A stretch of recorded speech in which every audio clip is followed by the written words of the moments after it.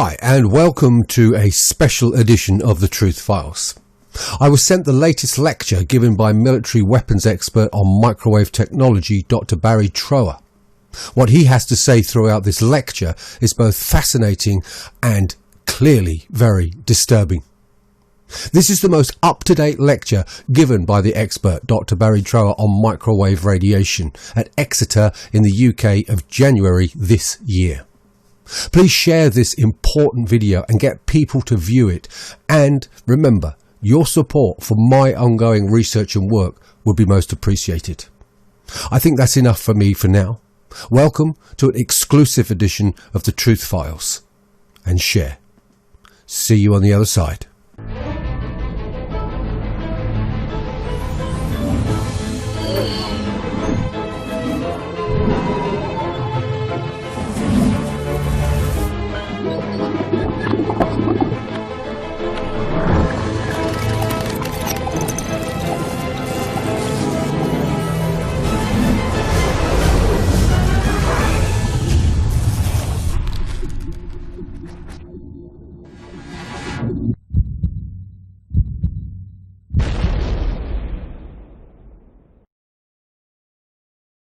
I'd just like to say a couple of things before I start, please.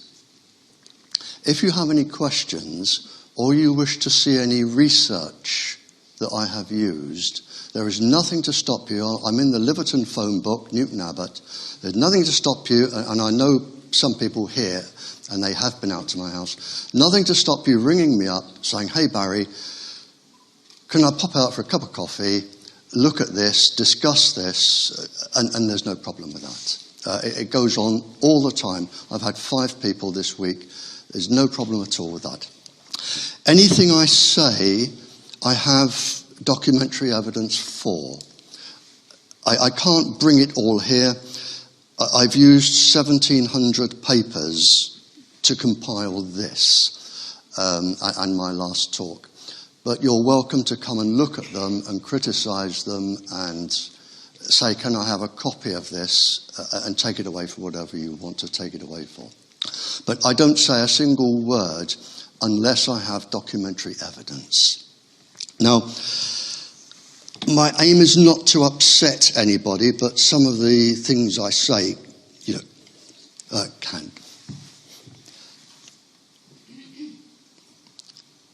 Between 1949 and 1962, everything we needed to know about microwaves was known and published.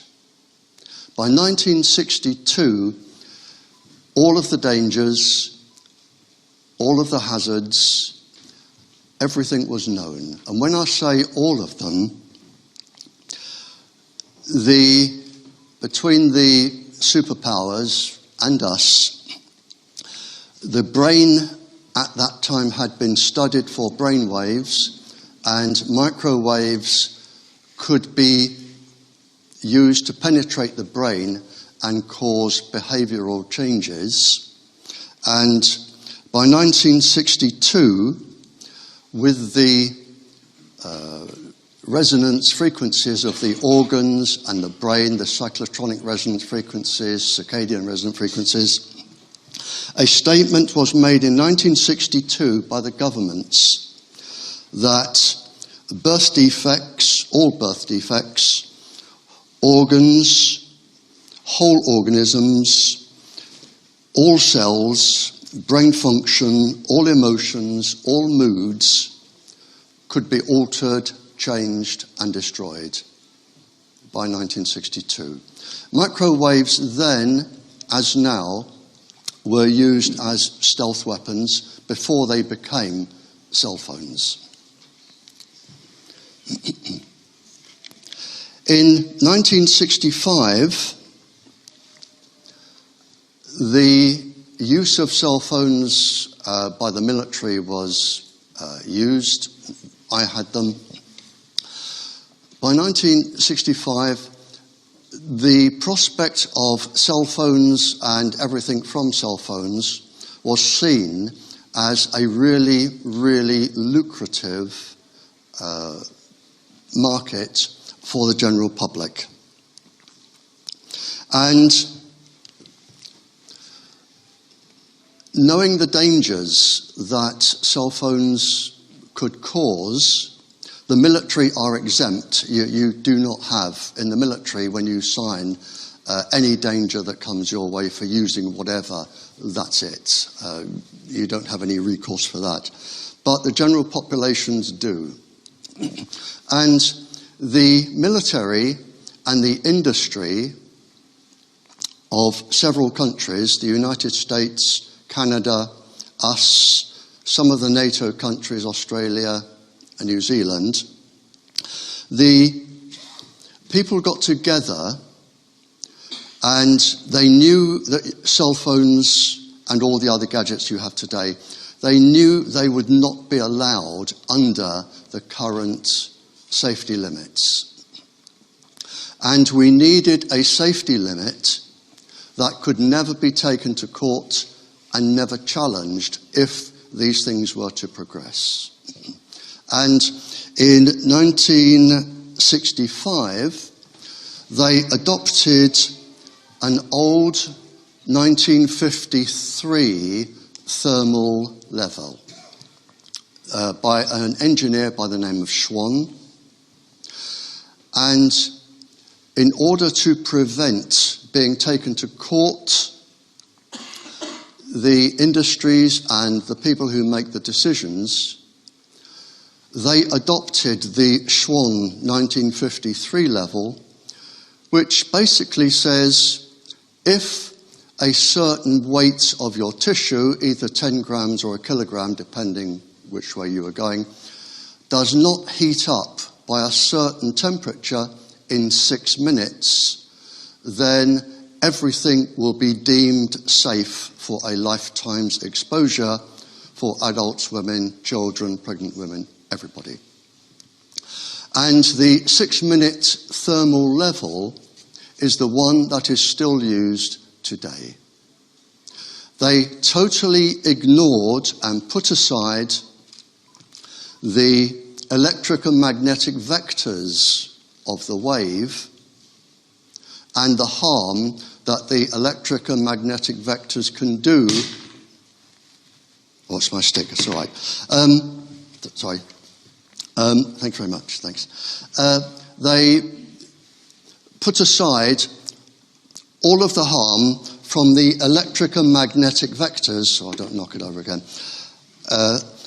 Now, they interfere with the electrical conductivity of the cells, the electrical conductivity of the neurons, the electrical conductivity of the brain. They interfere with the resonant frequency of the circadian resonant cells, the cyclotronic ions. In fact, they interfere with everything. So all of those are brushed aside, and we stuck with the 6-minute thermal limit. Sometimes they extend it to 30 minutes, but basically it is a 6-minute, and that is what is in force today in 42% of the planet of what we are in that part today. So you have really no protection against the electric and magnetic vectors. And as I say, that is in force today. That comes from the International Commission for Non-Ionizing Radiation Protection, who advise what was the government scientists, now Public Health England, who advise government, who advise councils, and it comes all the way down, and it is still in force today. I will be coming on to 5G later.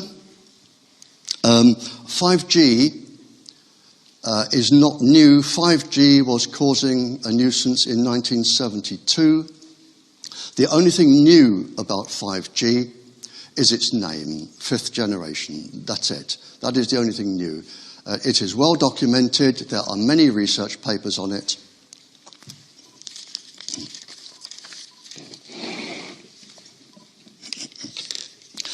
And finally, in 1971, cancer was proven to be caused by low-level microwave radiation and has been kept secret ever since, along with all of the other illnesses and diseases.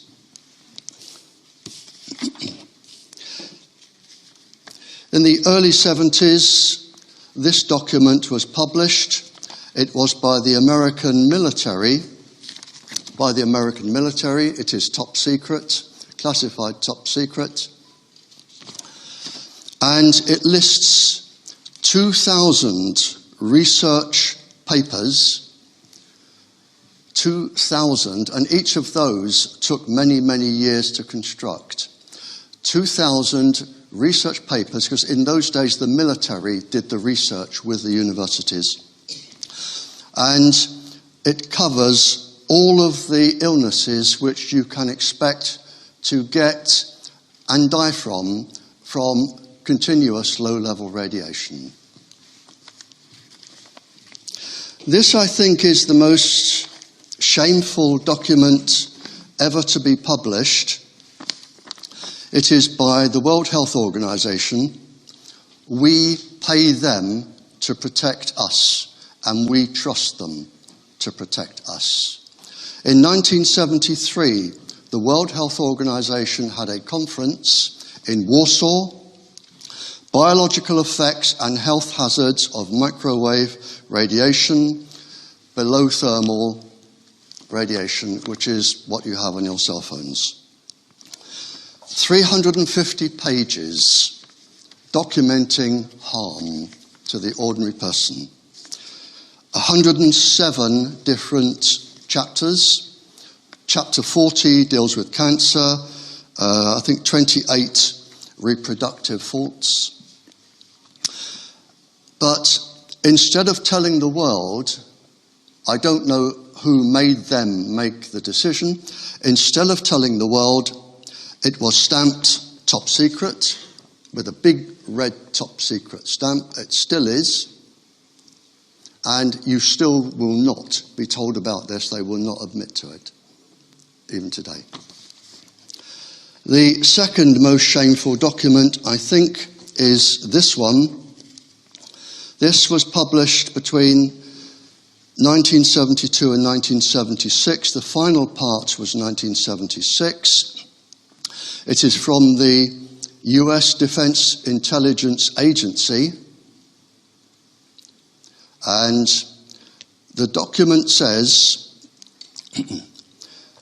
if the more advanced nations of the West, which is us, are strict in the enforcement of exposure standards, there could be unfavorable effects on industrial output.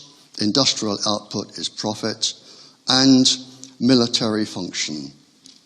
In other words, what they wanted us to do was set a level of radiation for the NATO countries, set a level of radiation that would not be strict. Hence, we came in with the 6-minute thermal level that is still in place today and what councils are advised to adhere to. At that time, the World Health Organization, again, what they didn't tell you,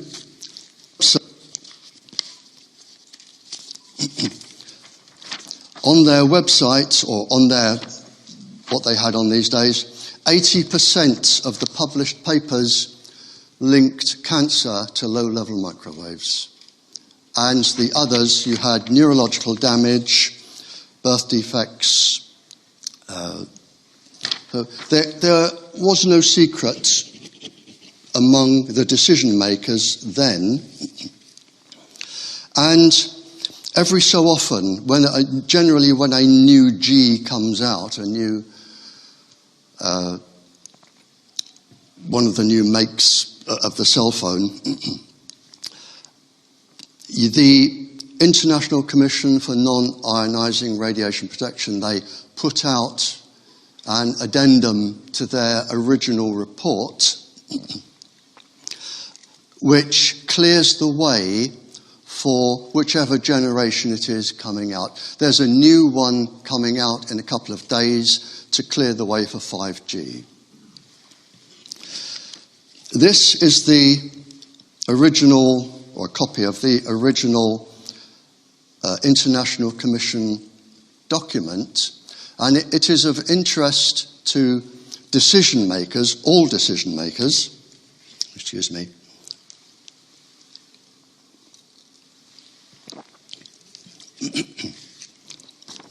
because I think I'm not legally trained and I cannot understand people when they talk to me who are legally trained. But I will give you my interpretation of this. And this is for council decision makers and all other decision makers. They actually say in this that their recommendations are guidelines. They are not law. You do not have to adhere to them. They are guidelines. They say they only consider involving the heating of tissue. They go on to say, for example, children, the elderly, and some chronically ill people may have a lower tolerance for one or more forms of these microwaves than the rest of the population. They will be deemed sensitive. And then they say, on page 547 of this one, in practice, the critical steps in applying these general procedures may differ across the spectrum. Several steps in these procedures require scientific judgment. For example, on reviewing the scientific literature and determining an appropriate reduction factor. In other words, in my simple brain, if you are told that something is dangerous, as a decision maker, you have the authority to say, this says this level will cause this. I am instructed to reduce the level to a point that is deemed safe. You do not have somebody walk into your school or somewhere and say, sign here, Gov, these are radio waves. We've had radio for 100 years, no problems. And then, zonk, there's a transmitter, and you come back a week later, and like Lego, some other people have gone dong, dong, dong, dong, dong, dong, dong, and you've just a mass of things that you don't understand, and nobody will tell you what they are anyway. Now,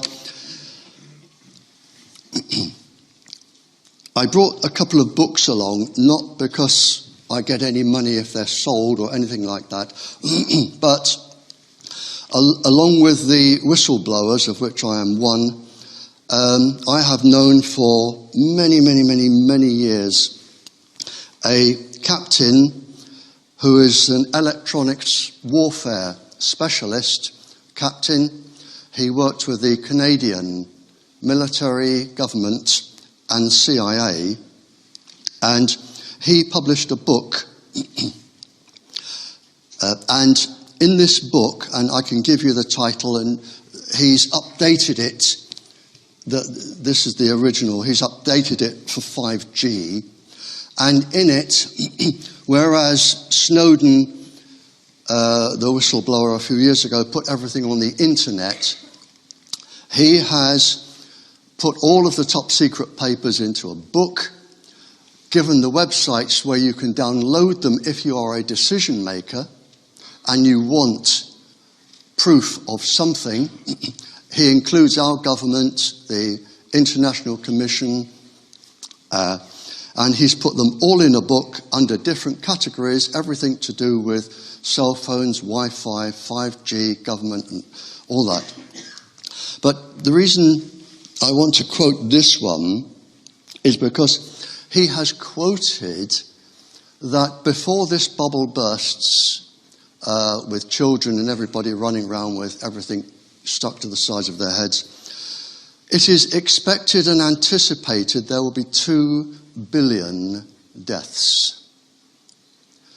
Now, I questioned that in my own mind, and I thought, that's a lot.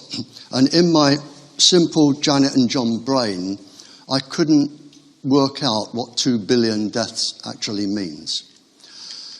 But it is, if you imagine everybody who died in World War II, it is 28 times that number. And that's a lot. But when I started looking into this, I thought, well, I remember when I was teaching, and I remember the time in the early 80s when I said to my science class, and I said, we have just passed the 100,000 deaths a year rate in this country for smoking-related deaths. And then you start looking around the world for smoking. Smoking was linked to, they didn't know the name then, but they knew that you had lung congestion and died with big black ugly bits. In 1870, smoking was linked to cancer and death in 1870. In 1939, all of the science was in place to have it stopped. Then the government scientists and industry scientists, who are sometimes one of the same person, step in and they delay things for 50, 60 years, which is what happened to smoking. Exactly the same with lead in petrol, and there are many other examples. So when I looked at this and I thought, well, smoking is probably comparable to 2 billion by now. Lead in petrol certainly will be. And I looked around a few figures, and a 10-year international study around the world in various countries had many, many thousands of miscarriages, suicides, deaths around transmitters. Lima, near Peru, the country, is known as Cancer City, where it is unregulated. Just 2 provinces in India, they have 50,000 brain tumours in children, and 100,000 plus dead in the provinces attributed to mobile phone masts. And so it goes on. And when you start looking at examples like this, in a paper I wrote, and anyone can come out to my house and read it and copy it, in a paper I wrote, there was a survey done, I'm trying to think, probably 15 years ago, of some of the schools in France and Spain, and they found 200 schools with cancer clusters of 8 or more different types of cancers attributed to the transmitter in the playground. We had I was involved in 11 children under 11 with leukemia after a transmitter went up. They all died. It was taken to Parliament. The MP put forward a very, very good case. It took 18 months to get to Parliament. And the minister stood up and said, we are within international guidelines, and sat down. And that was it. In fact, the minister lied. We're not within international guidelines. There are, and I'm not going to dwell on these, but I just, for the decision makers, I will just run through a couple of these. There are already deaths. Go on, Barry, sort yourself out, man. What's the matter with you? There are already deaths from Wi-Fi in class, from here to New Zealand.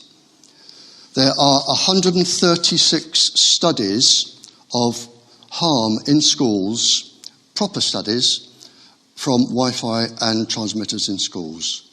There are 48 studies on child suicide. It's going up around 4% every year. I'll just stop there for a second.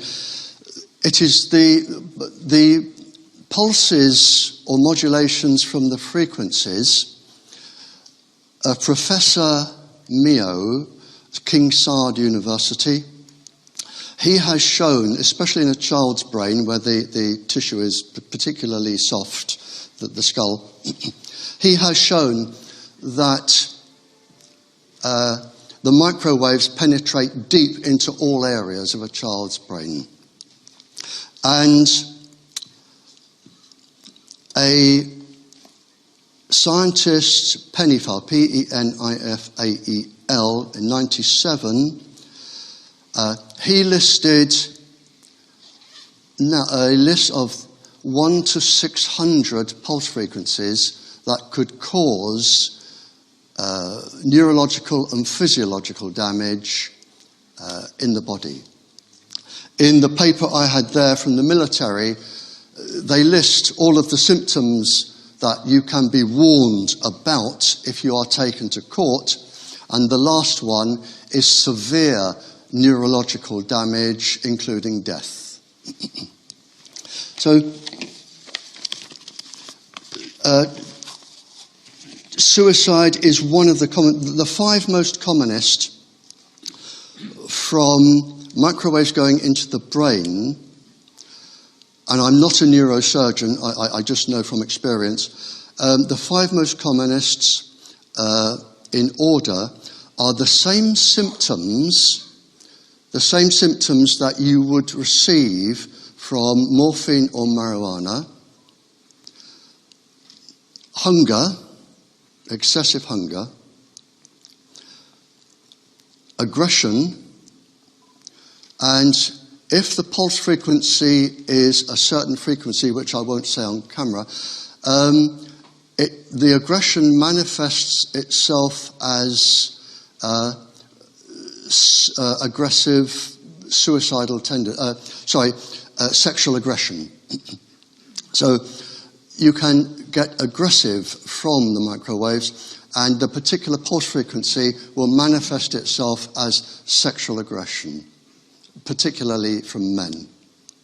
And the last one is, I'm not a medical doctor, I describe it as the same symptoms as lead arsenide poisoning, where you just want to go to bed and die, and if somebody came in with a bag and said, "There's £1 million, go and spend it," you wouldn't be bothered. Those are the most commonest symptoms that you get from microwaves in the brain at varying degrees. And any neurologists here, I can run through the processes if you wish.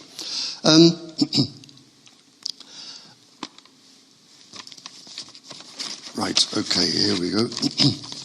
Pregnant women are particularly vulnerable because the womb, of course, is mostly fluid, and microwaves are attracted and stay in and rearrange the chemical structures of the fluid in many ways. There is a 20-fold higher concentration of damage within the womb. A paediatrician with a neurologist, a medical neurologist, went into a school. I don't know the size of the school, but he found 31 children with physical damage and neurological damage related to the transmitter.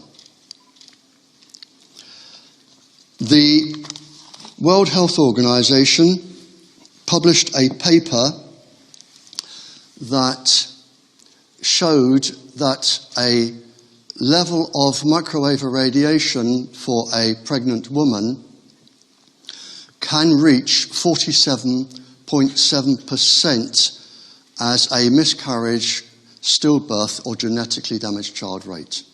47.7%. A paper published a few years ago, just a couple of years ago, by the European Academy for Environmental Medicine, who are an incredibly talented bunch of doctors and clever people. They looked at their own research and came up with 48%. For school children, and I have taught pregnant school children and I've worked with pregnant teachers, for school children you can add a risk factor of between 10 and 20% more. I don't know exactly, and I don't know anybody who does, due to the increased electrical conductivity in their bodies, the absence of a full working immune system that isn't really up and running till they're 18 or so, the absence of the hardness of the bones and the easiness of the microwaves to penetrate the bones, which are not really fully developed till they're around 27, the last being the clavicle. And of course in the bones you have the bone marrow, which helps with the immune system. So children are particularly vulnerable, between 40% and 60% vulnerable. When I'm talking to governments or royalty or people like that abroad, the one question I say to them is, if you do nothing, and a lot of them are, this isn't all bad news, 58% of the world are doing a lot. We're not, but 58% of the world are. And my aim is to get us doing something. When I say to them, if you do nothing, just look at let's take an average of 50%. The mathematics is relatively simple. It's like a decay curve, a nuclear decay curve. In one generation of exposed children, let's say 20 years, a half of your newborns are going to have some sort of defect if they are alive. Another 20 years, you're down to a quarter. Another 20 years, you are down to an eighth. So in 60 years, I say to them, and this isn't my work, this is the work of proper, real professionals doing this job. In 60 years, only 1 in 8 of your children can be born or expected to be born healthy. How are you going to run your infrastructure? How are you going to run your health service? Who's going to pay for it? Where are the taxes coming from? Who's going to man the factories? Where are they coming from? The only answer to this is mass immigration. That is the only answer if you wish to survive as a country. And I'm coming on to trees and animals later. I'm coming on to trees and animals later. But it's worth mentioning here while I think about it. The scientists will know this, but we all have the same 4 chemical bases in our DNA. Any tree can read your DNA sequence. The nucleotides won't do it any good because it doesn't interest a tree, because a tree doesn't do what we do. But any tree can read your DNA sequence. And anything that damages our DNA, and if there are any professionals here who would like to know the sequence through the cell, I'll happily give it to you. Anything that will damage our DNA will damage all other living species' DNA. All of them. Plants and animals. And the figures are showing this. And as far as I know, there are only 3 living things on the planet that seem impervious to microwaves. There are, as I said, 48 papers on childhood suicide, which manifests itself quite a lot with cell phones. There are as many papers on breast cancer, and I can't go into the breast cancer now, it is a mammoth topic, but I can do questions. I have a picture here which I won't show, but you're welcome to come and have a look if you wish, of a lady who tucked the cell phone into her bra. But breast cancer is a phenomenally high rate among people who carry cell phones in their handbags or have the metal stays in the bra. And finally, on this little section, a surgeon from Plymouth, a brain surgeon, questioned why the amount of brain tumours he was seeing did not match the amount he was doing, the operations he was carrying out. I need my glasses.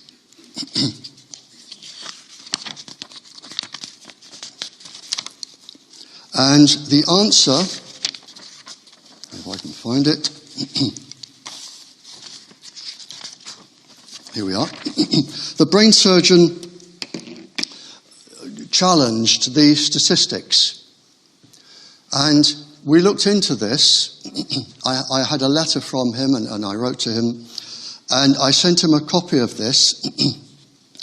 And our statistical office of statistics, whatever it is, they take, or they did then, and it's, as far as I know, it's still going, they are taking 40,000 brain tumours off these statistics every single year. 40,000. And it is justified. What they are saying is, aha, the endocrine glands in the brain are not actually grey or white matter. We associate the brain with grey or white matter. Therefore, they're not really brain. Therefore, the tumours of the endocrine glands are not brain, so we can take those. So we take off the 40,000 endocrine cancers a year. And this is how it goes on, and this is how you get your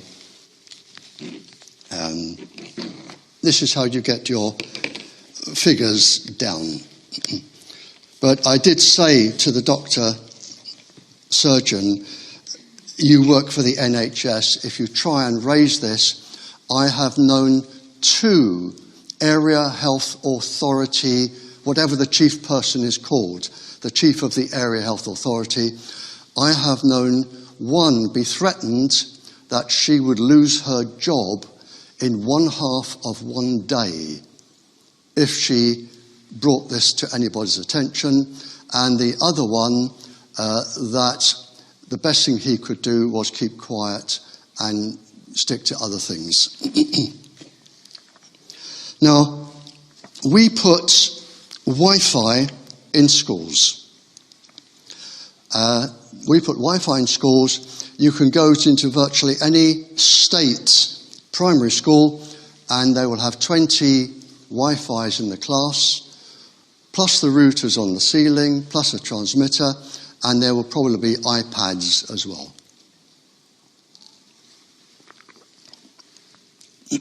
And they are all microwaves. What you are not told, and if you are a school governor or a decision maker, what you are not told when you put these in front of our 5-year-olds or even 4-year-olds these days, what you are not told is that the Wi-Fi in your classroom or your children's or grandchildren's classroom or their bedroom, the Wi-Fi is in the same category for danger. the World Health Organization International Agency for Research on Cancer.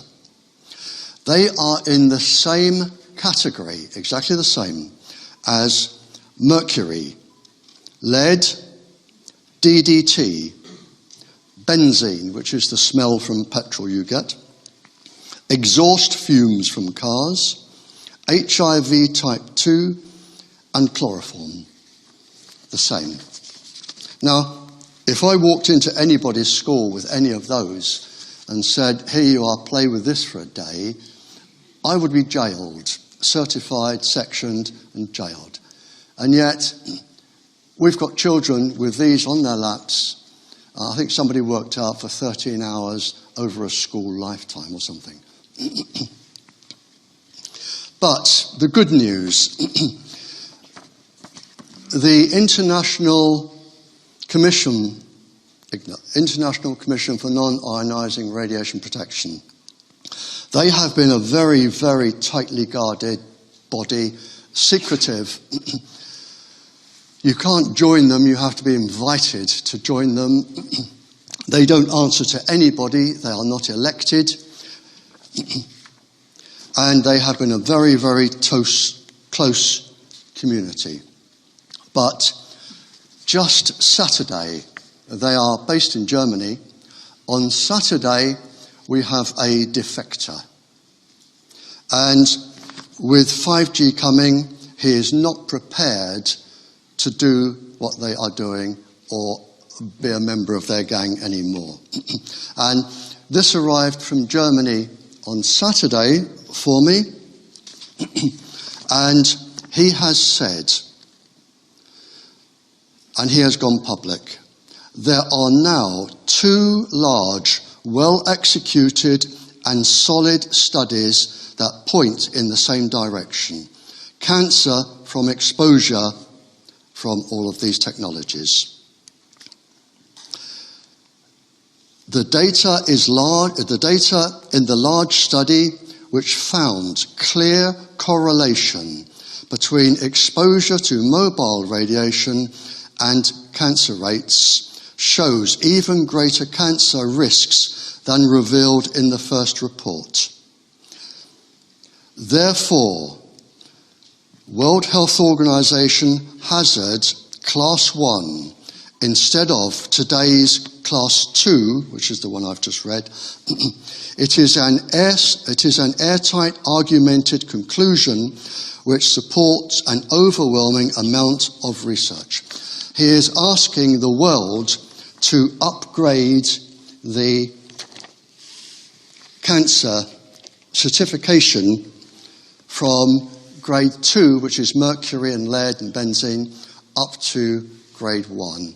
He said the research substantiates that. Now, I'm going to finish off for 10 minutes, then we stop for a break. I'm going to just finish off with a few bits on Wi-Fi, because I think this is important, because these are our children and grandchildren.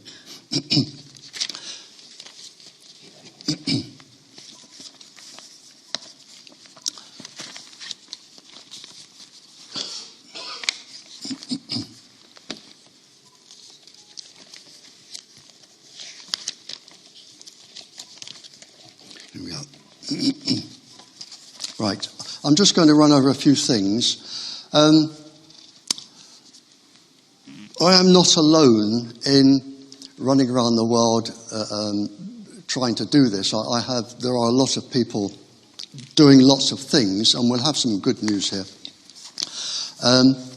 The industry themselves. Come on, Barrie, sort yourself out. The industry themselves in the year 2000 studied the top 220 research articles and said that what they are putting out actually does cause cancer. The Council of Europe, 47 countries, 800 million people. Simple statement: ban Wi-Fi in schools. Dr. Annie Sasko 22 years World Health Organization Cancer Department. Mobiles, cell phones and Wi-Fi will cause cancer.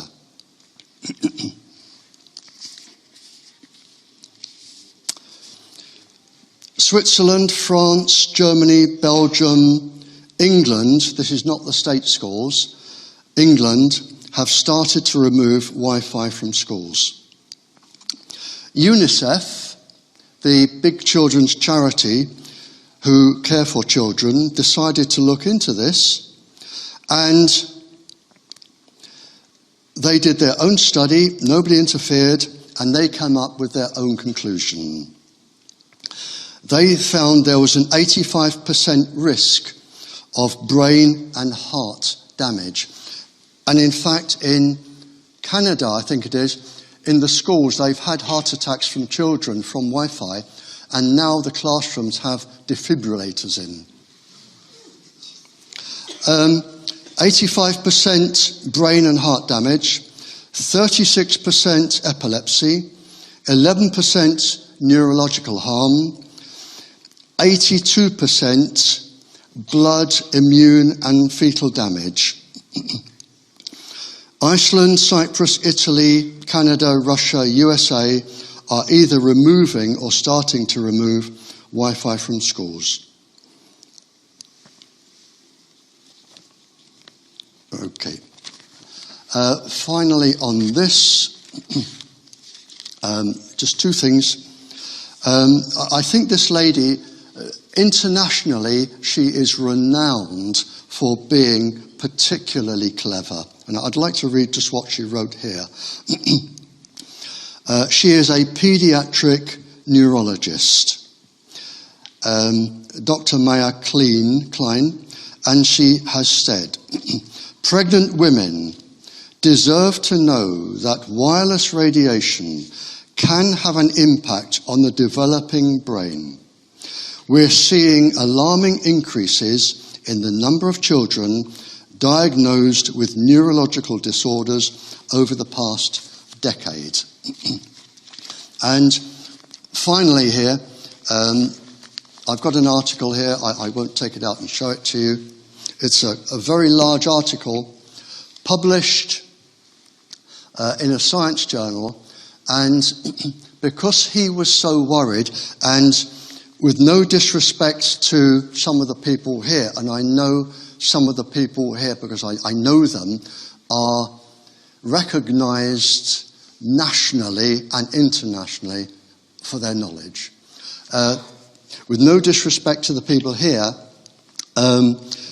Professor Yuri Gregoriev, who is chair of the Russian Federation for Nuclear and Atomic Sciences, and probably the most knowledgeable person on the planet concerning microwaves and harm, he came over here for one specific purpose.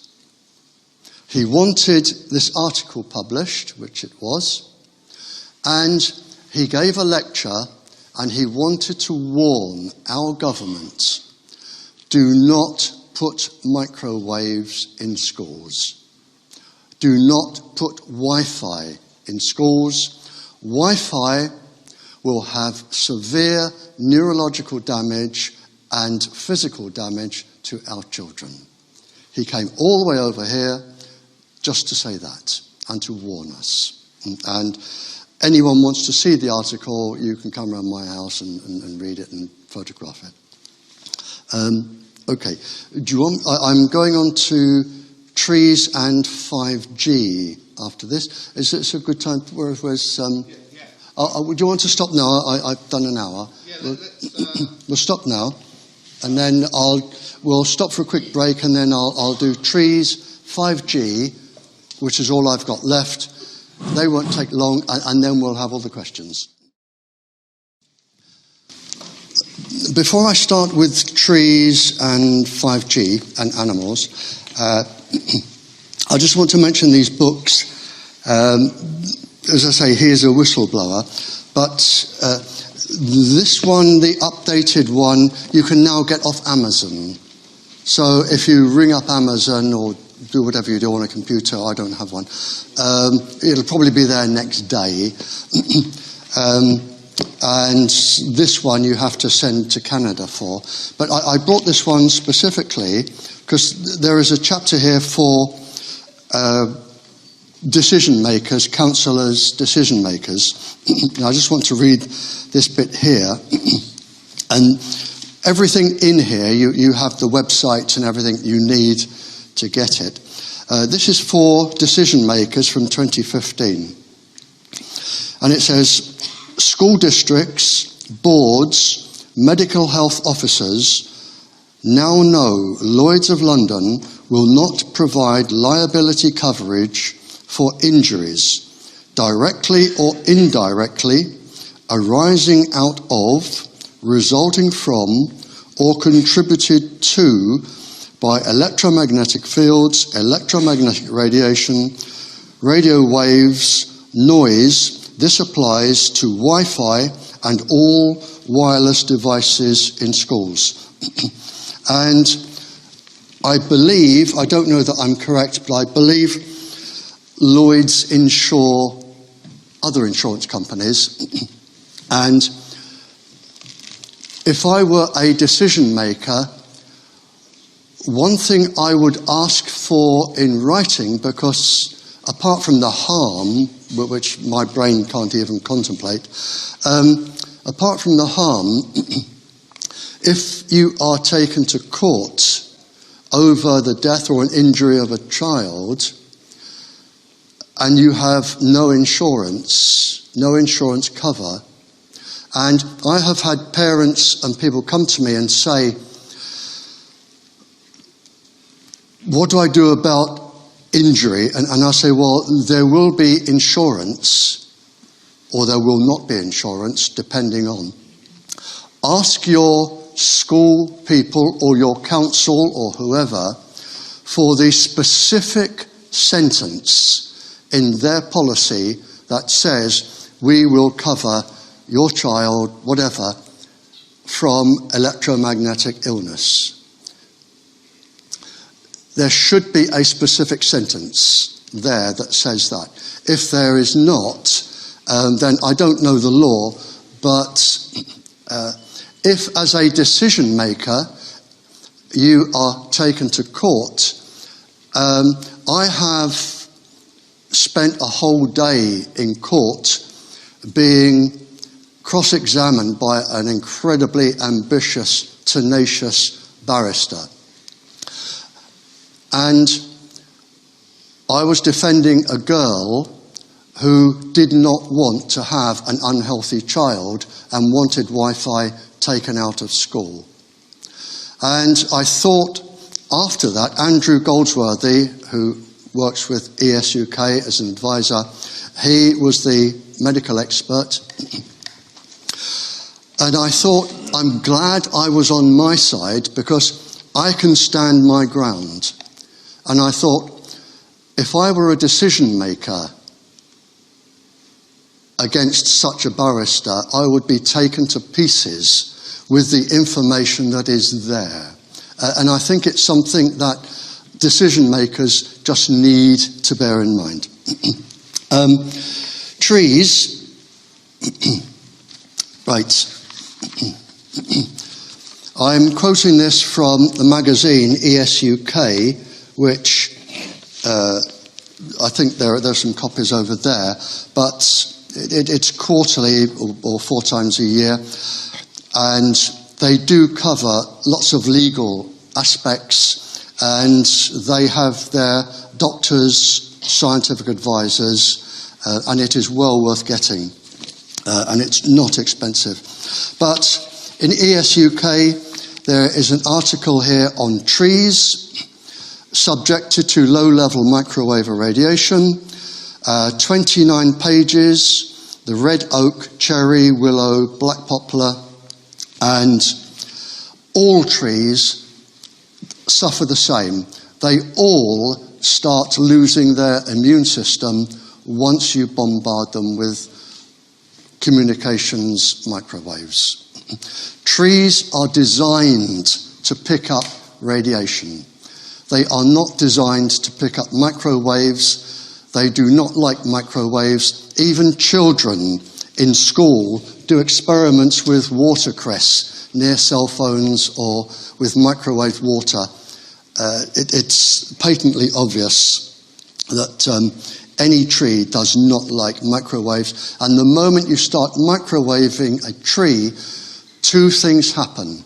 First is the tree starts to lose its immune system. And secondly, I did say there were 3 species on Earth that I know of that are impervious to microwaves.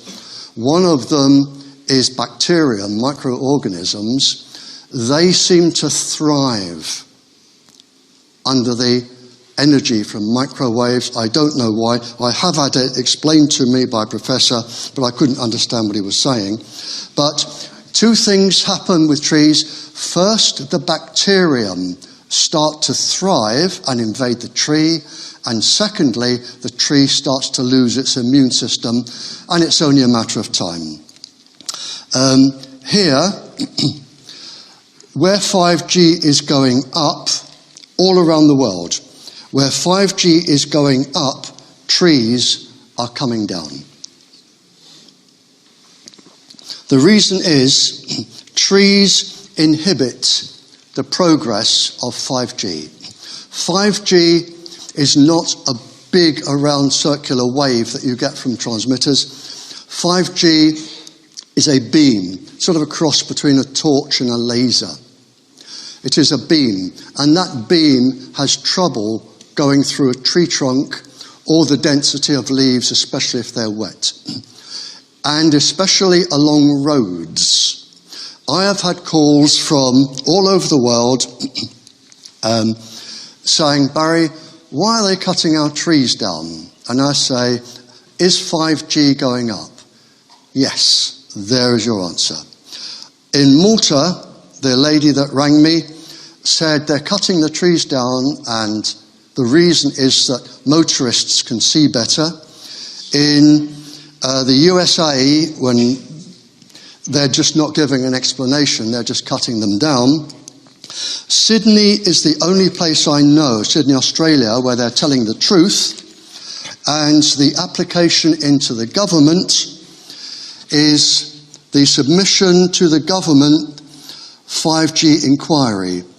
Sacrifice trees for network performance and overwhelming numbers of small cells. In Australia, they've just said, if you want 5G, we cut the trees down. Simple as that. Here, our local paper, or my local paper, out at 8hTre3, the advertiser here, we are culling. Now, the reason given to us, we are culling in the Teignbridge area, that I come under Teignbridge, 90,000 trees to stop the prevention of dieback. I don't know what dieback is, I'm not a tree expert, but we are cutting down 90,000 trees, and we are also cutting down, it is 440,000 trees along the road so that they do not pose a danger to motorists. Now, I wrote a letter to the newspaper along with a lot of other people. Mine is here. And I've said, is it a coincidence that we have to cut down 440,000 trees, suddenly posing a danger, at the exact location that 5G needs to go up on the lamppost? 5G has to go up about every 100, 150 meters. Magazines, I'm not the only one with research. There is an article here that birds, bees, insects, trees, the migration of animals, colony collapse, a big study on aspen trees. There are 20 studies here, proper university studies on all of these. And it is the same thing, really. All of those, you suppress the immune system, and for the animals, the navigating animals, the ones that use the sun or the Earth's magnetic field, even the creepy crawlies that go along the ground,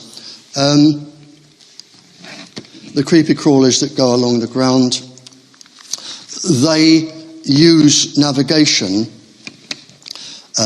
from the Earth and from the sun. But for the scientists here, I'm talking about the cryptochrome pigment double electron absorption system that has been published in Nature for robins, and we know the other birds have it, the other animals have it. Animals lose their immune system, all animals, and those that use the sun or the Earth's magnetic field, they become disorientated. Migrating birds get lost, butterflies get lost, and you have quite a lot of harm, particularly on insects. Insects, they have a large surface area to body volume, and their surface area absorbs more radiation than the body can hold. It's known that one of the 5G frequencies, when it was tested on a bee, just absolutely saturated the bee. The bee lost its immune system and the whole thing turned to pus inside. Now, I'm going to mention just a couple of studies here. 2 studies costing 30 million euros over a good 10, 12 years found an increased cancer tumours in animals exposed to phone mast radiation.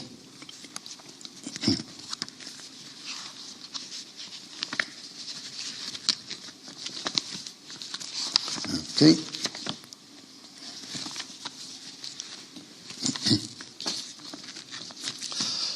Animals facing extinction have been reported. Animals facing extinction have been reported here in India, Netherlands, Japan.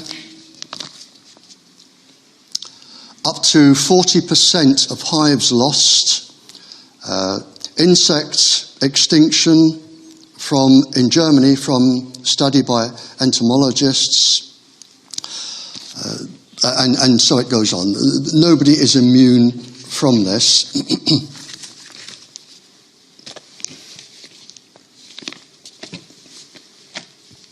Okay.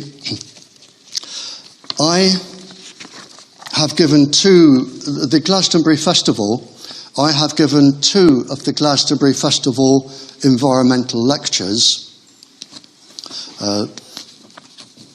You're welcome to come round and get them if you wish, but one of them has over 8,000 research articles on animals and a 20-page laboratory study citing the suppression of the immune system from ordinary low-level microwaves on cows, cats, dogs, hamsters, whales, birds, bees, bats, butterflies. Over 8,000 studies there.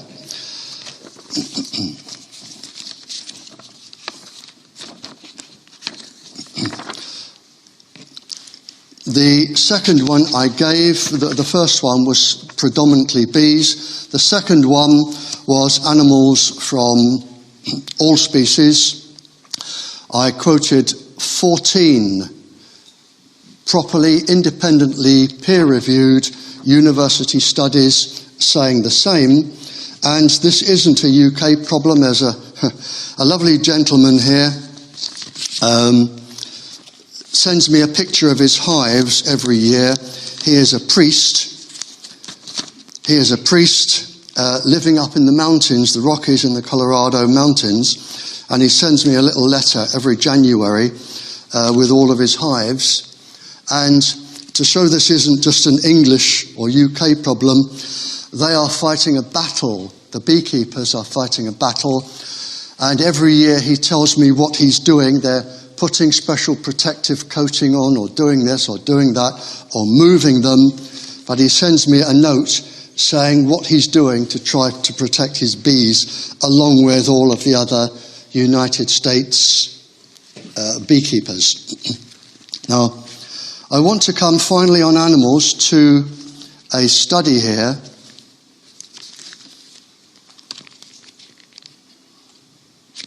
To a study here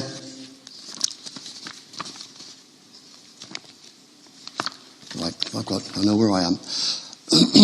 This is probably the biggest and most comprehensive and legal study.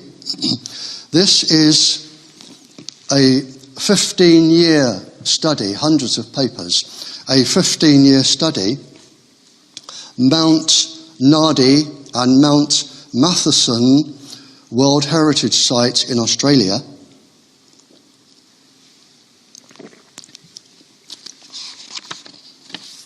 World Heritage Site in Australia. The study was for, and this is a legal study, for the United Nations Educational, Scientific and Cultural Organization, UNESCO, the International Union for the Conservation of Nature. And the conclusion over Mount Nardi, Mount Matheson, they only had 105 transmitters, which isn't that many, over 15 years. And I've never seen anything described like this before. They said, over the last 15 years, this affects not only the top of the life chain species, but they are devastating the fabric of the community of the world heritage, causing genetic deterioration in an insidious, massive, and ever-escalating scale. To truly understand what these studies reveal is to stare into the abyss. And I've never seen the word abyss in a scientific paper. And I thought, I'll just look it up in my Oxford dictionary to get the proper meaning, because this is coming here with our nature. This is coming here. And under my Oxford dictionary, under abyss, it is an abyss of despair, a catastrophe, primal chaos, hell, and a bottomless chasm. Now, you can choose any of those, but it doesn't look good. Now, I summarised the whole of the document, and I've summarised the document down here, but these are groups of species. These are not species. Some of these are 66 and 86 species. And when you run down this whole list of species, the common words appear. They either migrate and they won't come back, they exhibit unnatural behaviour, and then you have gone, retreated to another area, rarely heard, gone, moved to the valleys, and we're going right down with birds, butterflies, wasps, ants, termites, bees, frogs, you name it, they're all there. And those that haven't gone, so the ants have become aggressive, but the moths, butterflies, ants, bees, flies, they are down around 80%. And some of the other creatures here, like the grey thrush, they list as rare, and there are several rares. But the problem is not whether they're rare, but whether you have enough species left to regenerate. And this is before the 5G satellites start coming overhead and beaming down on them. All of what I'm doing now is 5G. And I have an important quote here because I think it can be useful from Bug Life. And I want to tie it in because there may be a solution to this. And this is published in 2018.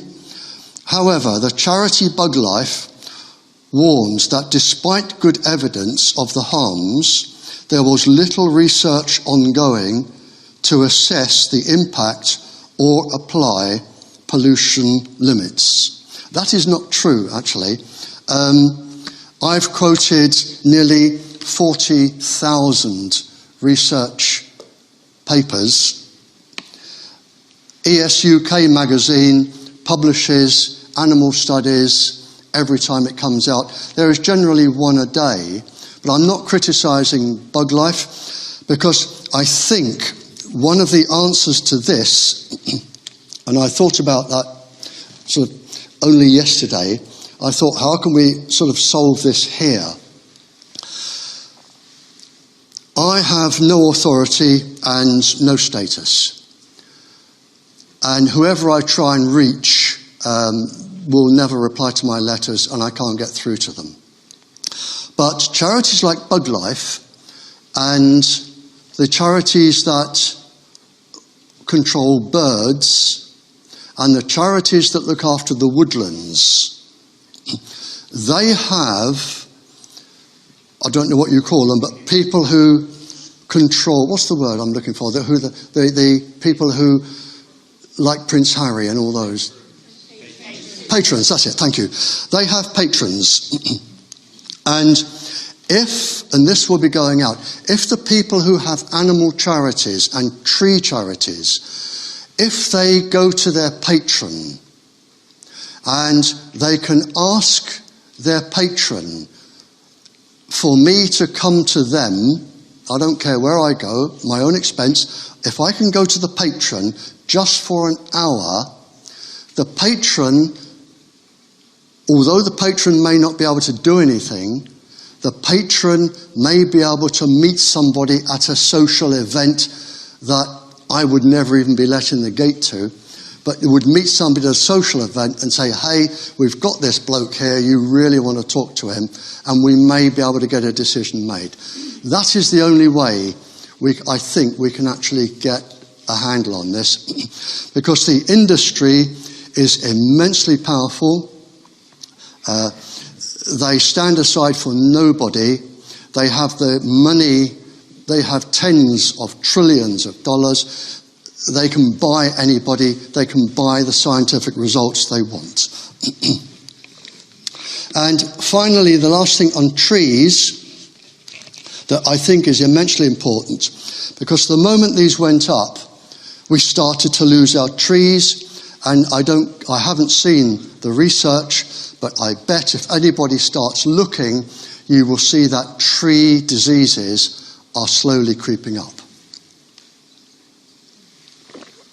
over the last 20, 25 years. They have to. But what people don't understand about trees, and I'm going to put this very briefly, 70% of a fish is tree. The reason is when the trees shed their leaves, all of the broken down goodness gets washed into the streams, the rivers, the sea. It is fed on by microorganisms and bacterium, and they get fed on by bigger things and bigger things, the food chains, the food webs, and into the fish. And any fish, any 70% of a fish is generally tree, or the goodness from a tree. But there is a very important fact here. Among this enormous chain of microorganisms, you have tiny little microorganisms called coccolithopores. And they do their share of feeding and they are fed on. But they produce one important molecule. Coccolithopores produce a molecule called dimethyl sulfide. It is the only molecule known at this point in time, the only molecule known, because it drifts out of the water into the air. And it is the only molecule known to take part, and that is necessary, in cloud formation. Now, if you go and cut down all of the trees in there, I think we're going to cut down 70 million or something. You cannot replace 70 million trees with 70 million saplings. The average age will be about 100 years, and the saplings will not do the same job. They will not absorb the carbon dioxide from the atmosphere for a start. Now, if you cut down the trees, you are cutting down the formation of clouds in the atmosphere, which means you will get droughts. It is as simple as that. We cannot go round cutting down that many trees if it isn't necessary, and the only way to have 5G is to cut down trees. So there is a balance there, and it needs to be known to somebody. Now, with 5G, I'm going to finish on 5G.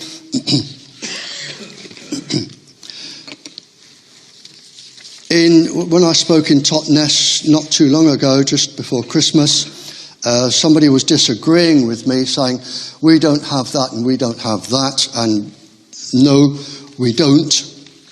But it doesn't say that we will not have it. There is a lot more to 5G than just putting up little boxes on lampposts. 5G is the new generation. It is not a wave, it is a beam. It is going to be used by around 53 organisations in this country, plus the secret services, plus the military, plus the American bases and their frequencies. There are quite a lot of frequencies that people don't know about that are going up when you have a 5G transmitter, and most of them are secret. In fact, there are a lot. And 5G is going to merge. When I look at the frequencies, the spectrum across the whole range, 5G is going to merge basically with Wi-Fi 6. And they are already producing 6G. 5G and Wi-Fi 6 are getting very, very close together. They are going to be used in unison. Right, I need to keep these in order, or I shall be a silly boy. Right, here we are. Now, for decision makers,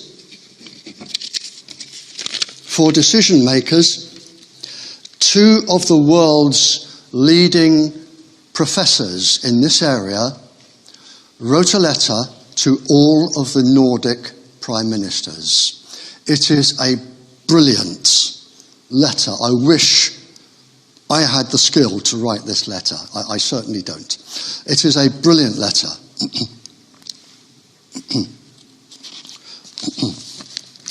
But before the letter, I just want to...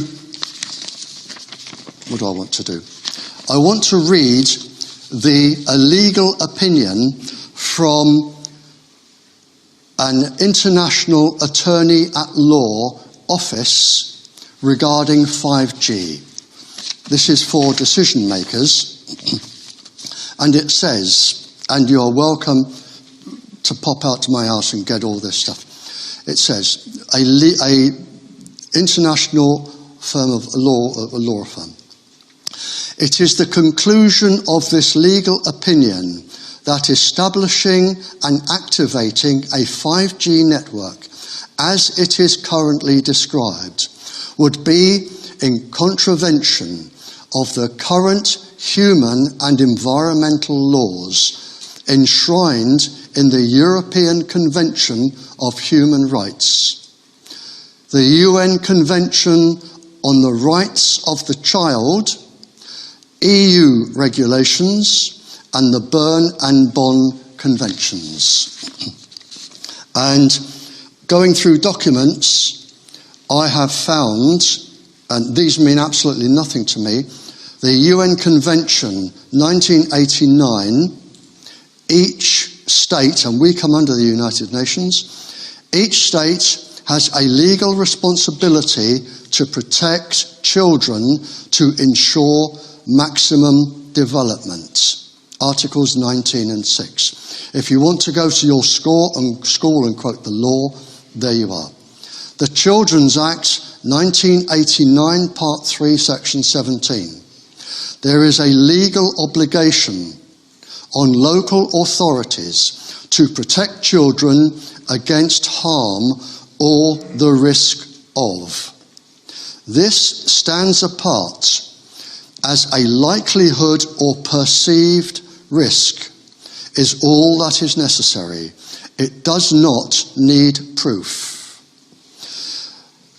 I believe that this only applies, and I'm not sure, to children who are in care, children who are fostered or adopted.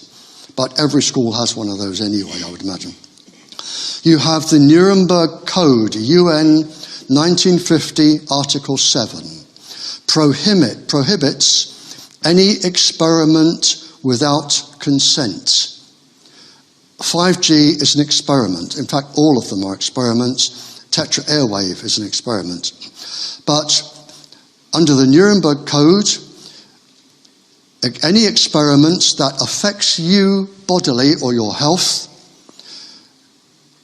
is illegal unless you give your consent. There is only one exception, and I've only known it to be done once. Any doctor can experiment on his or herself.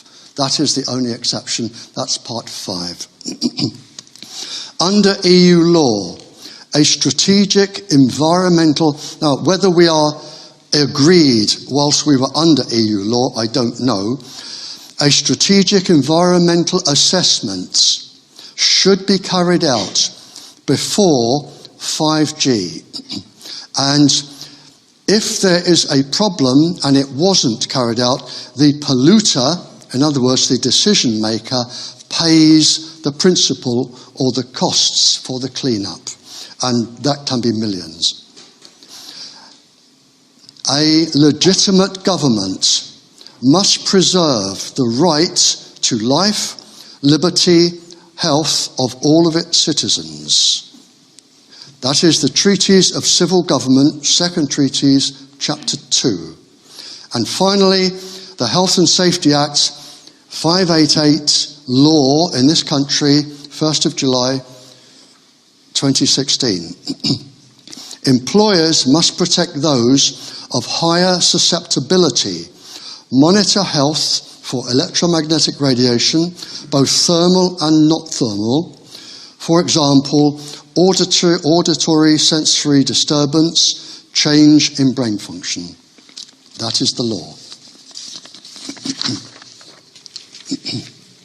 The letter from the 2 professors to Nordic populations that it is a mistake to assume that the populations are experimental guinea pigs for a largest ever biological experimental guinea pigs for the largest ever biological experiment on humans. Such experiments are totally unlawful according to the Nuremberg Code, the Declaration of Human Rights, the Declaration of Children's Rights. According to the polluter pays the principle, has to pay for all harm they have caused to humans.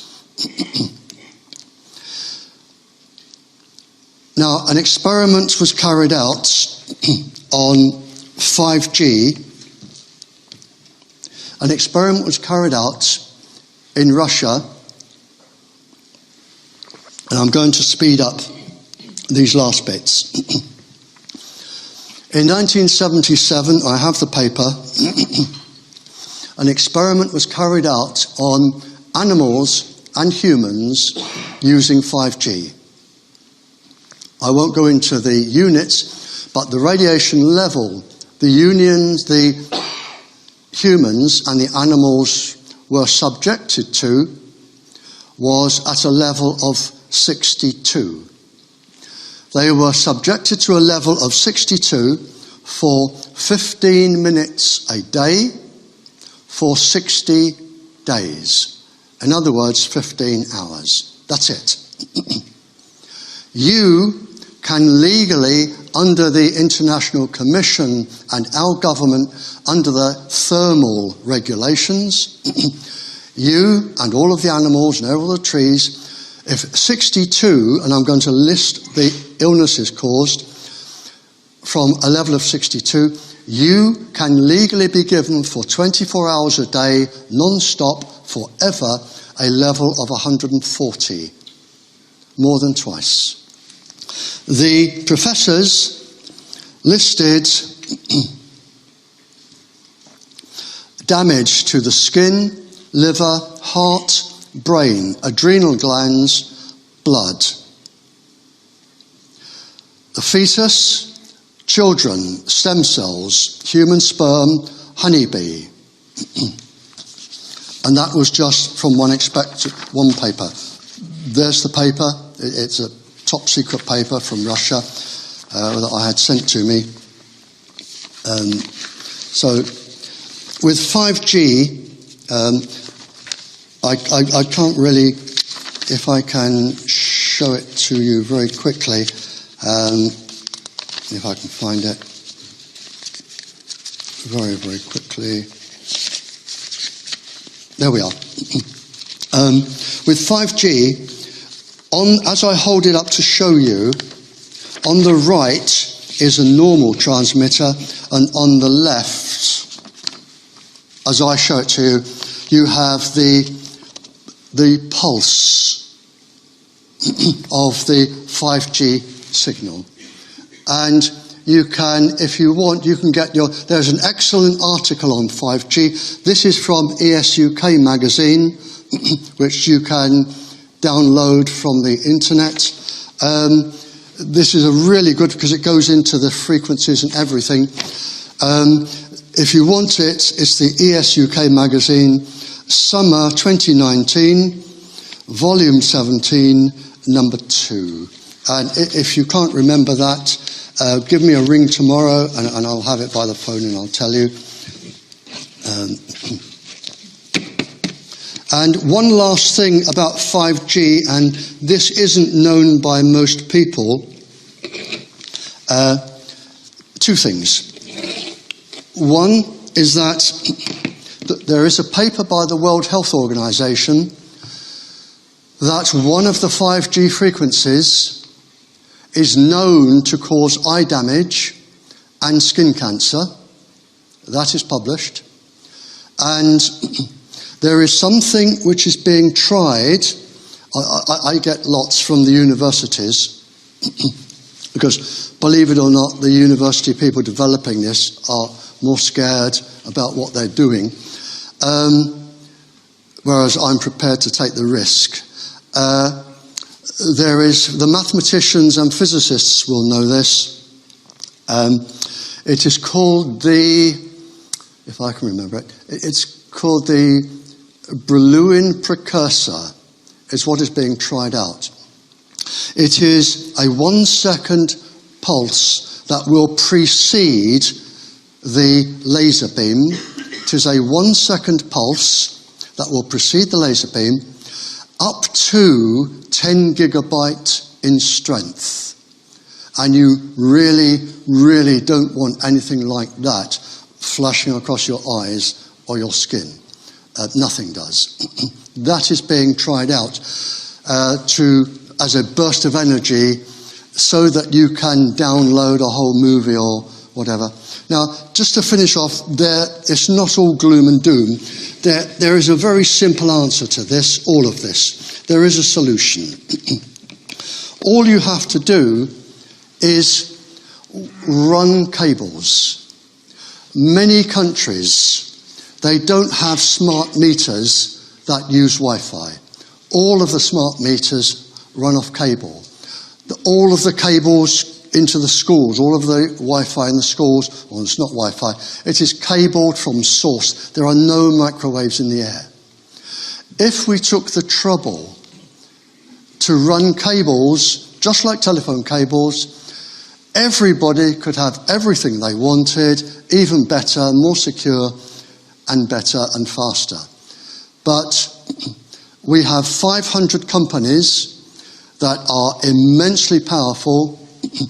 They are pushing the Wi-Fi because they're getting as much money as they can, and this is how they are progressing. But the easy answer is just to have cable. If we run a cable along a forest, the trees are happy, the animals are happy, everybody is happy, you can have them into the schools. And if we turn down all of the transmitters, just turn them down, so that only the emergency services need them. If you're in a car and you break down in the middle of Dartmoor, you can ring. If we just had that system, which is what it was originally designed for, there would be no problem. But the problem is, and was unforeseen in the 70s, this system has been hijacked by children and addicts and everybody else, and the use was not thought up before they released this. And they are chemically and physically addictive. And I have articles from Scientific American Mind that show that children will demonstrate severe aggression where a child has threatened to murder her parents if they so much as touched her equipment, and a child has punched the mother in the face for touching the equipment. We're getting into that stage. But there is a solution, but the problem with the solution, and we go right back to the very first document, you will lose profit. And this really all comes down to money. And what I'd like to do now, we'll just get straight on, if we can, Charlie, please, straight on with questions. Well done, everyone. I know, thanks, Barry. Yeah.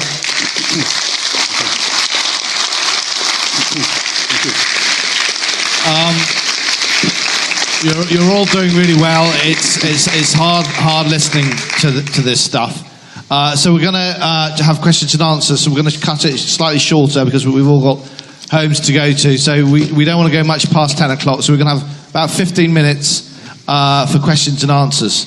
Hands up if you have... Can I just say, yes. There is a gentleman who asked very, very early, he has a desperate question. Jonathan, is it Jonathan? To do with eyes. Sorry, could we have a question from Jonathan, please? Yeah, thank you. It's about the 5G infrastructure, and part of that is going to be the LED street lighting. There is, in America, a researcher and lighting design mathematician who says that LED, in the form of the new streetlights and car headlights, is going to cause irreparable damage to everyone's eyesight, because LED light is rather like a laser light in that it's generated from a flat projector and has a beam-like capability. Could you talk about the health concerns in respect of LED light and how it might affect the optics? Right, I'll go as far as I can. Yes to eye damage, yes to skin cancer. That's documented. Blue light. I'm assuming the blue light you're looking at is 450 to 500 nanometers. Yes. Yep. Okay. Right. Blue light. Now there are radiation sensors, ganglions on the sides of the eyes. Their full function isn't fully understood, but it is known they pick up radiation and they send it back to the brain. Blue light is also known to go to the retina at the back of the eye. It is known to go to the hypothalamus. The hypothalamus has special enzymes. They're called periods. Now, the enzymes in the molecules or the cells in the hypothalamus in the brain, it is known that under normal conditions without blue light, they travel to the outside of the molecule or the outside of the cell. There is a chemical reaction, I don't know what it is, but then they come back. The complete cycle takes 24 hours. Now, blue light is known to slow this down by up to 2 hours a day. Up to 2 hours a day. The hypothalamus, I know, controls the internal circadian resonant frequencies, our internal clocks. The hypothalamus is also connected to the pituitary, which releases hormones and can be responsible for behavior. Now, that is as far as my knowledge goes, but I'm just going to throw this out. Are there any medical professionals here? I would like to know, if you slow down the hypothalamus for up to 2 hours a day and it is continuous, is there any medical professional here that could enlighten me and everybody on any knock-on effect for organs or whatever it is I don't know about? Thank you. Some years ago I was in Malta. Oh, sorry, I was looking at the gentleman behind you. Sorry. Doing mental health studies in Malta, and they did various studies. And we had what we call blue rooms, mood rooms, which what you were stating there with the mitochondrial and the pituitary gland and around that area. And they found that there was mood suppressor, and people got not depressed, but you could stabilize the mood, but it also slowed the functions of the mind. So what we're saying, because they couldn't hear you at the back, it will change moods and suppress processes in the mind. Yes. Yeah. And they also found out taurine in Red Bull actually lifted it. Could I ask something else, sir, please? We're all adults and we have mechanisms how would that affect sort of, and I'm thinking of a teenager who is adolescent and probably is not in full control of their emotions or moods. Could you guess or give a professional opinion of how that would affect an adolescent? I'm not quite on that level, and I'm going back 5 years for this study. But it certainly would affect the stability of the mind, anyway. It does, and actually, my son is 8 years old in Exwick Primary School, and I've noticed a mood change due to Wi-Fi activity there. Yeah. But there were 2 pills, and one of them is kind of banned in America now because of this. But I can't remember the study, so I don't want to quote myself. Can I just add one thing to that, sir? I do know that in China they have opened up medical blocks now for this specific thing for children and mood changes. And the professor has written a brilliant paper. I can't remember his name. The professor has written a brilliant paper. And in the clinics right across China, the youngest child he's treating is 2. I can believe it. For addiction and mood behaviour. Sorry. Okay, questions? Well, I've got a quick question for the audience. Put your hands up if you are now suffering from tinnitus. Yeah, if you weren't 5 years ago, but you're now suffering from tinnitus, put your hands up. Right up. Everyone can look around. How many people is that? That's 20%, 30% of the audience. Okay, any hands down? I'm back at school now. Questions? We have one question over here. I'm going to pass the mic to you. 2 quick questions. First, you said there was 3 organisms that were immune, and you said one was bacteria. What were the other 2? The first are, and I don't know whether maybe somebody here will know, whether they are microorganisms or bacterium or what. They're called tardigrades, and NASA has beamed them into space and brought them back, and they've just come out of their little cocoon and thought, well, that was a nice rest. They seem impervious to everything.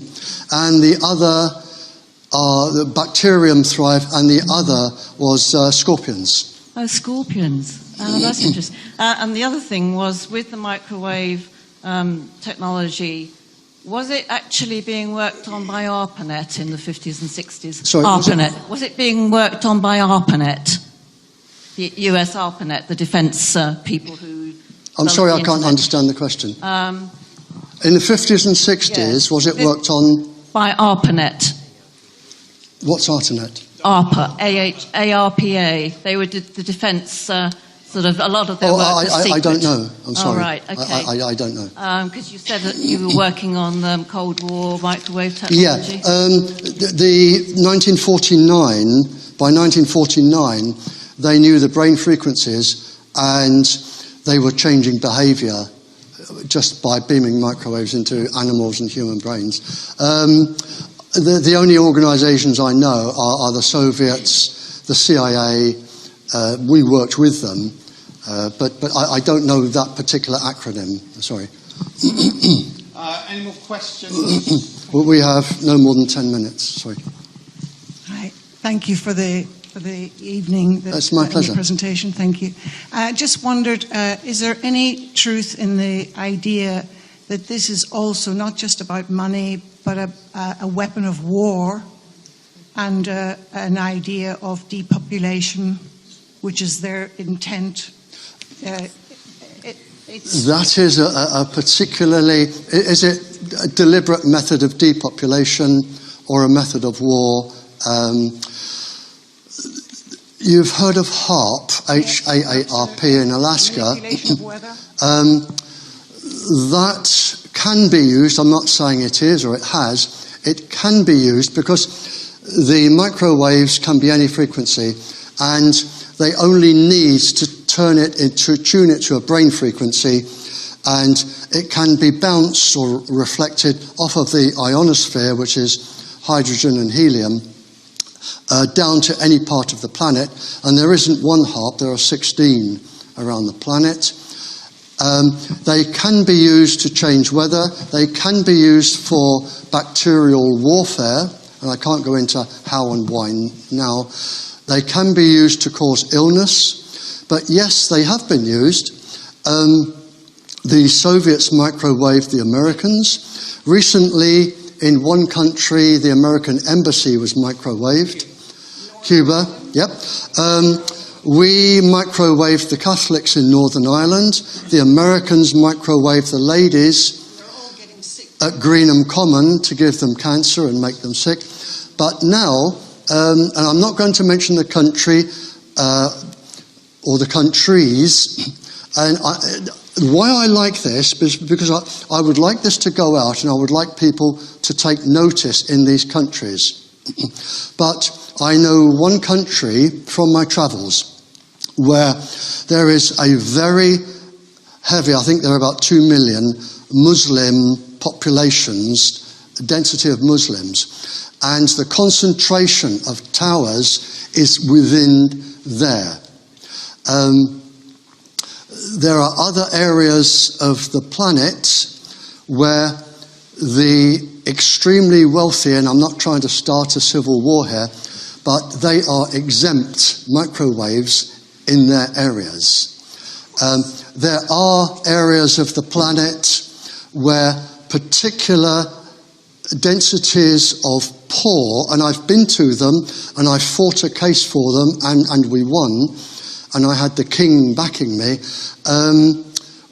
where the transmitters were always put in the poorest, densest areas. So you could argue that, but whether it is deliberate, I'm not in the mind of the decision makers. So can we take one more question quickly? You know, they're doing the small cells, 5G small cells every 100 metres, every 200 metres, and if you thought of it the other way, not faster download speeds, but if you thought of it, you had an AK-47 on every street corner, you might think again about 5G.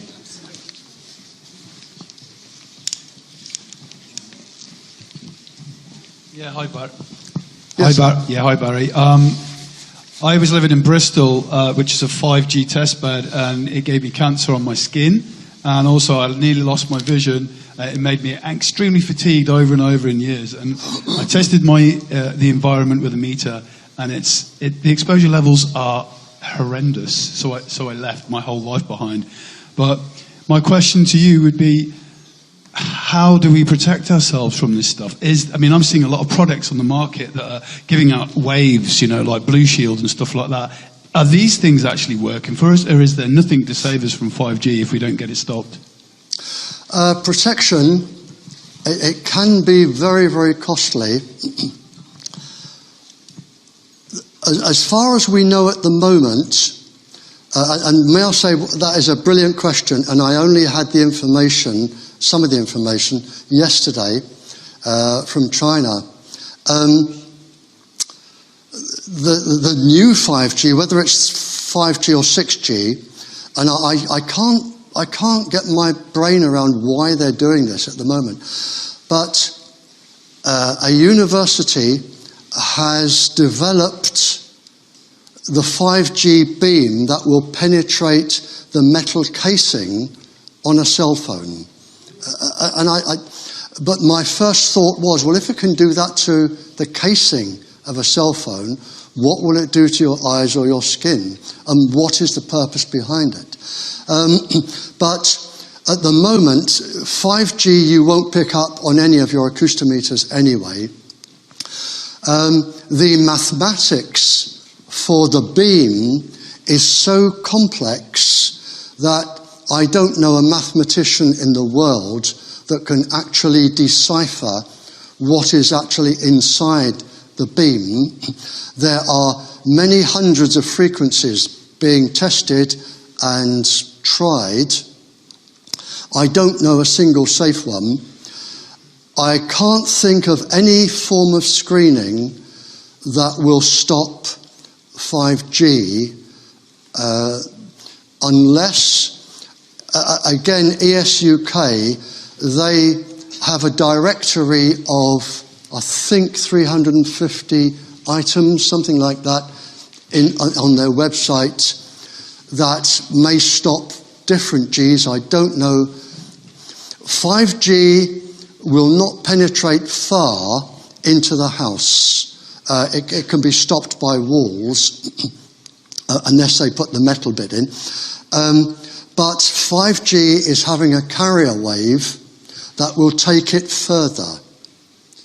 Its penetrative power is not strong when it comes to buildings and trees, but they are using carrier waves, namely 4G or 3G, 700 megahertz, to bring it further into the house. But it is designed to marry up and work with smart meters and the Wi-Fi and everything else.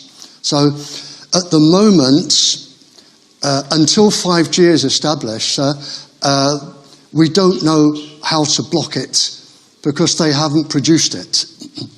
It's like saying we want a bulletproof jacket, but we haven't made the bullets. Until you've made the bullets, you won't know what works. Great. Thanks so much, Barry. Okay. Much appreciated. Now, I want to wrap this up because, time, and as I said, we've all got homes to go to. Can I just add something there as well, please? Absolutely, yeah. Okay, if I were a decision maker, a councillor or a school governor or something, I'm thinking of me. And somebody said, we want you to sign here because this is coming on your land, your territory, your property. I would say, very simply, give me the research paper. If I am the signatory, I take responsibility, and under this law, it is the principal who pays the costs. If I am signing for this, give me a research paper that says pregnant women, the animals, the trees, children will be unharmed for the duration that they are in front of it. Give me one research paper. I will send it for independent peer review to Nature publications or a top-rate journal, and I will see what their reply is. And they will come back and say, there is no safe level for a child ever. But I would safeguard myself. And I'm not saying this as a threat, but I do get a lot of councillors and legal people coming to my house saying, can we take the council to court under civil law? And I don't know. But the pot is boiling. And if I were a decision maker, I would want something cast iron. Say, give this to me. I will make my own decision. I will not be bullied.